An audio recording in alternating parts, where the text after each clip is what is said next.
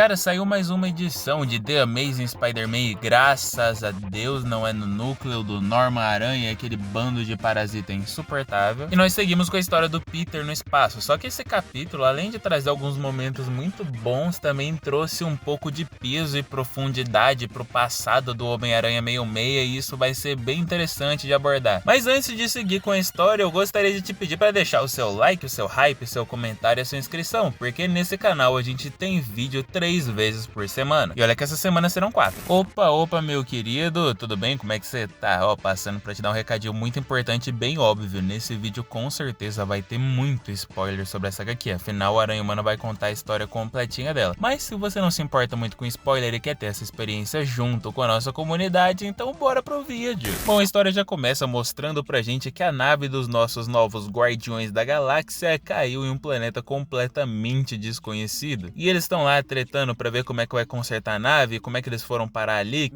Que fome, queria comer um cérebrozinho. Quem que é o culpado, quem sabotou e tudo mais. E é engraçado que o Tecnark tá tipo desprezando a existência de todo mundo. E esse deve ser o robô mais depressivo que eu já vi, porque ele só pega e manda a minha miséria em estar na companhia de vocês desconhece os limites. O maluco tá realmente muito incomodado mesmo. E o Rocket, pra variar, tá todo puto xingando todo mundo de idiota. Mas vamos cortar pro Peter e a Haelit explorando a floresta daquela ilha, né, daquele planeta. E eles têm todo um momento bem legal lá, sentindo o cheiro das flores, dando uma explorada ali na vegetação. A Haelit até diz que ela imagina que deva ser esse o cheiro e como deve se parecer o planeta do Peter. Só que o Peter fala que de onde ele vem só tem cheiro de gasolina e lixo. E ele diz pra ela que ali tá com um cheirinho de Strawberry Starburst, que é uma espécie de docinho americano e tal, e ela não sabe o que é doce. Depressão máxima atingida. Já imaginou como seria sua vida se você não conhecesse pudim, bolo de cenoura com chocolate, açaí com leite em pó? E é engraçadinho o jeito que o Peter explica pra ela o que é um doce, o que é um sabor adocicado, que ele fala que é um sabor mais suave e agradável, porém que é muito ruim pros dentes. E ela diz que nunca provou nada com sabor adocicado ou coisa parecida, e ela pergunta se eles não conseguiriam fazer essa espécie de doce na nave ou ali mesmo, porque se a nave demorar pra sair, eles vão ter muito tempo. E o Peter já dá uma leve cortada e fala que ele quer conversar sobre eles. E a Haelit já chega demonstrando a sua grandíssima dificuldade de lidar com outras pessoas e relacionamentos mais íntimos, porque a primeira coisa que passa pela cabeça dela é que o Peter acha ou sentiu que ela ofendeu ele. E o Peter fala que não é isso, que ele quer falar sobre o beijo, e aí que ela entra em pânico porque ela deduz que ela basicamente abusou do Peter, entende? Que ela chegou e ultrapassou os limites físicos dele, fez alguma coisa errada. Ela acha até que o papo que ele falou de cheiro de gasolina lá atrás era alguma forma de dizer que era algo ofensivo e tal. Mas o Peter corta brincando e fala que na verdade ele quer conversar sobre sentimentos. E o Peter diz que gosta dela, que gosta muito dela. Porém que ambos acabaram de se conhecer em um momento de extrema fragilidade. Ela era uma prisioneira ali, né? Um motivo para experiências do Gantu. E o Peter tá longe da casa dele depois de tomar uma surra pro Hellgate. E o Peter só quer garantir que eles não vão ferir ou fazer uma bagunça com os sentimentos uns dos outros. E é algo bem bonitinho a preocupação do Peter, só que ela interrompe e fala que ela não ama ele. E a Haelit conta que de onde ela vem, esse papo de emoções e sentimentos é algo bem negativo, é visto como uma fraqueza. Só que além do Peter demonstrar esses sentimentos, ele também não julgou a demonstração dela e tornou isso bem mais fácil e leve pra ela. E ela até questiona se isso soa pra ele como algo não saudável, e o Peter diz que é bem o contrário, é que de onde ele vem as coisas são um pouquinho mais difíceis, mas ele só tá questionando isso porque ele quer que ambos fiquem bem. E pra falar a verdade, eu gostei bastante dessa situação, porque dizer que o Peter está morrendo de amores por ela e ela pelo Peter ia ser muito apressado, muito brusco, tipo, vamos substituir os amores do Peter agora com uma alienígena que nunca apareceu em nada. Só que aí o bagulho esquenta, porque ela fala pro Peter que eles estão bem e que, aliás, ele é um homem de corpo frágil, ele tem um corpo de um homem garoto, por assim dizer, então ele não suportaria uma relação muito longa. E o nosso querido Peter já cai atirando, falando que eles têm uma base médica na nave, então, né?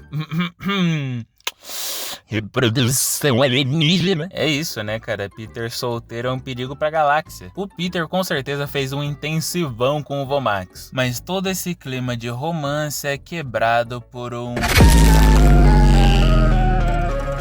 ser desconhecido gigantesco manifesta sua forma astral diante de Haelit e Peter, e Haelit já cai de joelhos de primeira. E o Peter questiona o que essa entidade fez com a Haelit, e a entidade simplesmente não se importa. Ela diz que é melhor que isso fique bem caladinha, pare de falar. E esse ser fica chamando o Peter de o príncipe da teia de aço. Só que o Teknark sente o medo e o pavor de Peter mesmo à distância, e corre e se une a ele. E essa união é forte o suficiente para resistir à presença dessa entidade. Mas o Teknark já avisa o Peter que se ele perder o controle emocional, eles vão se separar. Só que enquanto Haelit está caída, prostrada e Peter se uniu e está conseguindo resistir, algumas criaturinhas levemente inconscientes são controladas por essa entidade, que lança basicamente um exército de alienígenas com garras, super força e veneno para cima de Peter. E não querendo quebrar a tensão da história, mas eu achei engraçado que o Peter chama ela de Karen Fantasma do Espaço. E ela continua dizendo que tudo ao redor dele são distrações e chama o Peter de meu príncipe, tudo de acordo com o que ela viu na visão dela e tudo mais. E a Haelit consegue conversar com o Peter. Ela pergunta se ele teve um encontro com Hellgate, se ele que jogou o Peter no espaço, se ele que é o motivo do Peter não ter voltado para casa ainda. E o Peter responde para tudo isso com a palavra sim. E ela diz que então o Peter sabe o porquê ela não pode se levantar. E ela agradece ao Peter por ter chamado ela de amiga e pede para ele deixar ela, porque a vida dela com certeza ela ia falar dispensável, mas o Peter corta ela porque ele tá no meio de uma briga alienígena. E no meio dessa batalha, o Teknark vai contando pro Peter como tá indo a porcentagem da integridade deles, o quanto ela tá caindo e o quanto o desequilíbrio emocional do Peter tá subindo. E eu não sei se foi a interpretação errada minha, mas eu tive a impressão de que o Peter tá chamando ele de Glitch, então não sei se é um apelidinho ou se eles nomearam ele de Glitch. E a mente do Peter tá completamente dividida, porque ele tem que se concentrar em lutar com os aliens, desviar dos aliens, manter o psicológico no lugar para manter a integridade do traje, senão ele vai cair perante a forma astral, e proteger a Haelit. Só que aí aparece um flashback do Peter criança e do tio Ben, e o tio Ben falando, você sabia? E ele conversa com o Peter sobre integridade, dizendo que integridade se mede e se mostra quando as coisas são difíceis e não quando elas são fáceis. E a carinha do Peter de confuso e meio triste, eu diria, e o tio Ben com uma cara bem séria e talvez desapontada. E aí o Peter começa a contar uma história pra Haelit. E essa história é meio pesadinha, então se você tiver gatilho com o assunto de abuso e aquela palavra com eu recomendo que você pule por essa minutagem aqui. Quando eu era apenas um garoto, havia um vizinho, o nome dele era Mr. Grasso, um veterano de guerra, um ex-soldado militar, um homem mais velho, cheio de autoridade, e você sabe, as crianças são ensinadas a respeitar a autoridade. E o meu tio Ben foi amigo dele, porque todo mundo dizia que ele era um cara bom e tudo mais. Só que ele não era. Mr. Grasso tirava vantagem das crianças. Não importa como, só era muito ruim. Ele nunca fez nada comigo, mas eu ouvi as histórias. E eu não contei pra ninguém. Ele era um veterano de guerra, um homem mais velho, uma autoridade. Ninguém sequer pensaria em acreditar no que nós crianças iríamos dizer sobre ele. Mas depois de um tempo, alguma das crianças acabou falando e tudo isso veio à tona e descobriram que o Mr. Grasso era um cara ruim. A primeira coisa que o meu tio fez foi perguntar se ele tinha feito alguma coisa comigo. E eu disse que não, e essa era a verdade. Depois ele me perguntou se eu tinha ouvido os rumores, e eu menti. Mas ele sabia que era mentira.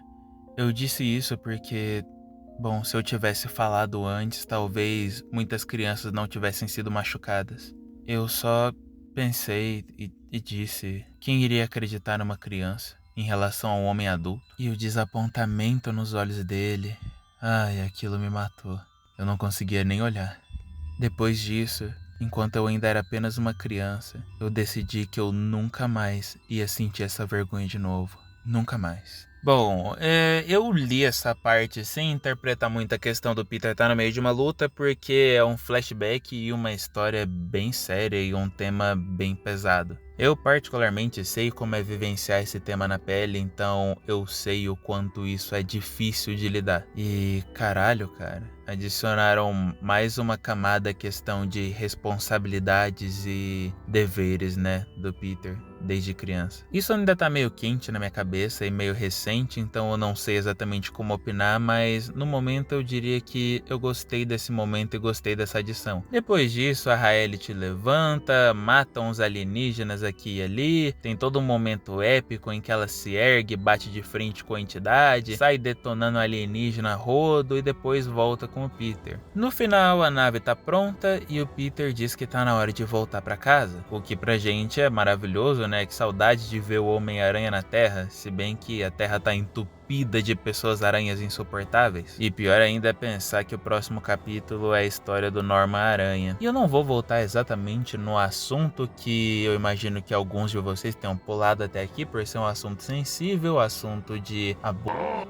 Não vou exemplificar, contar a história de novo, mas eu só tenho que dizer que eu acho que isso trouxe uma camadinha mais interessante pro Peter e até mesmo pro tio Ben. Eu achei bem condizente. A relação do Peter com a Raelit também eu achei bem legal, as interações dele, as paqueradinhas aqui e ali, a questão dos dois terem a maturidade de saber que eles não necessariamente se amam e tudo mais. E tô animado pra ver o Peter voltando pra Terra. E eu quero deixar uma mensagem muito importante pra você que tá assistindo, porque eu sei que meu público tem muita gente de em torno de 20, 25 anos, mas eu sei que tem muita gente de 18, 15, 13, 12 anos aqui. E eu quero te falar uma coisa. Então, de verdade, por favor, não pula essa parte. Se você já passou ou passa por algum tipo de situação parecido com o que foi mencionado aqui, seja com familiares seus, parentes distantes, professores, amigos, entre aspas, de escola, chefes, patrões, independente, não fica quieto. Eu sei na pele como isso funciona e essa história é um exemplo bem claro de como isso funciona. E olha que o Peter não foi necessariamente a vítima de tudo que aconteceu. Então, não fica quieto.